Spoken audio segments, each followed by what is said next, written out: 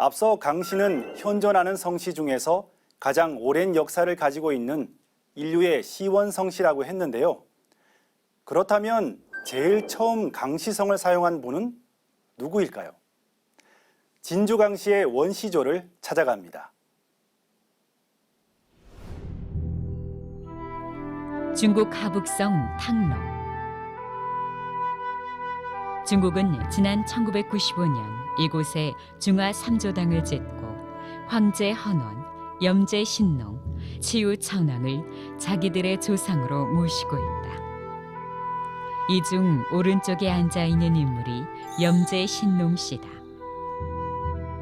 신농 씨는 중국에서 오래전부터 자기들의 조상으로 모셔왔던 사망의 한 사람으로 약 5,300년 전 인물이다.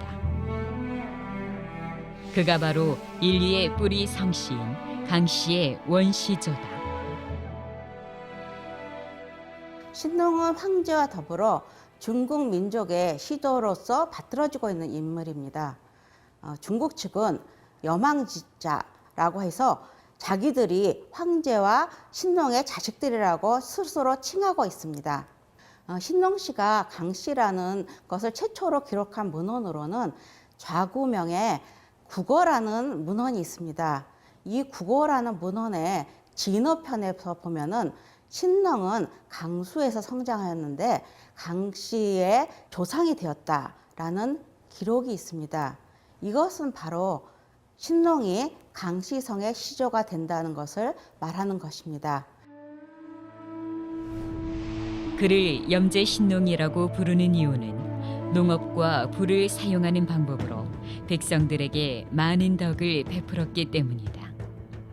신농 씨는 나무로 보습과 쟁기, 호미를 만들었고 지력 있는 땅에 씨를 뿌리고 나무를 심고 채소를 재배하는 법을 가르쳤다. 또한 그는 수백 가지 풀을 직접 맛보고 의약을 개발하여 사람들을 질병에서 구제하였기 때문에 의학의 시조로도 불린다. 경농과 의학의 시조인 신농 씨는 인류 역사에 끼친 영향이 크기 때문에 그 업적을 기린 흔적들이 우리 주변에 지금도 남아있다.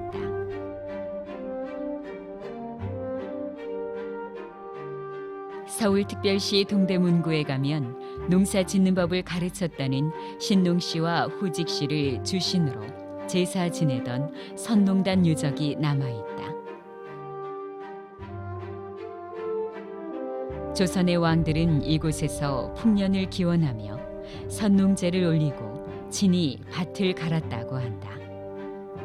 선농단의 제사를 지낼 때는 소와 돼지를 잡아서 통째로 상에 올렸고 제사가 끝나면 참석한 많은 사람들이 한꺼번에 음식을 먹어야 했으므로 큰 솥에 소고기를 넣고 국을 끓여 밥을 말아 먹었다고 한다.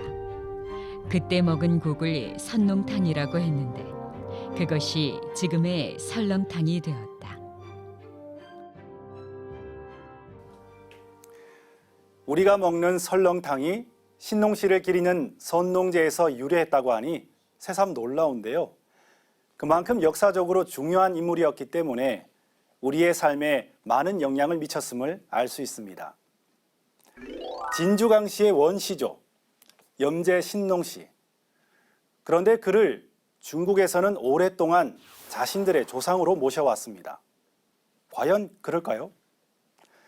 신농 씨의 진짜 혈통, 그것을 알 수 있는 기록이 있습니다.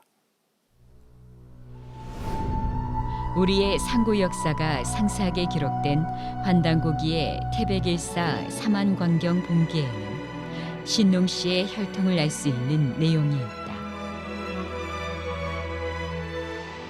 웅시족에서 갈려나간 후손 중에 소전이 있었다.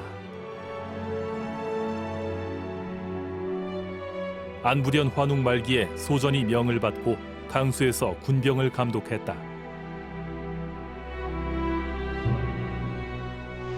소전의 아들 신농은 온갖 풀을 맛보아 약을 만들었다.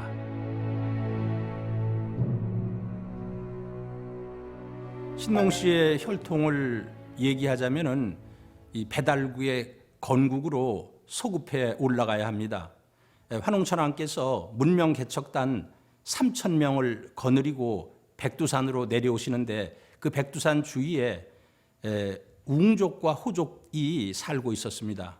환웅천왕께서는 두 부족을 교화를 하셨고 웅족만이 그 교화를 받아들여 가지고 이주해 온 환족과 웅족이 결합을 해서 우리 배달 결례가 시작을 하게 됩니다. 웅족의 후손 중에 소전이라는 분이 계셨는데 배달국 8세 안부련 환웅지 말기에 천왕께서 소전을 강수의 간병관으로 보내게 되는데 강수는 지금의 그 섬서성 기사년을 흐르고 있는 기수입니다. 여기에서 그 소전의 아들로 신농씨가 태어나셔가지고 이 강씨성을 처음으로 쓰셨다고 환단국이 태백일사 사만관경 본기에는 기록이 되어 있습니다.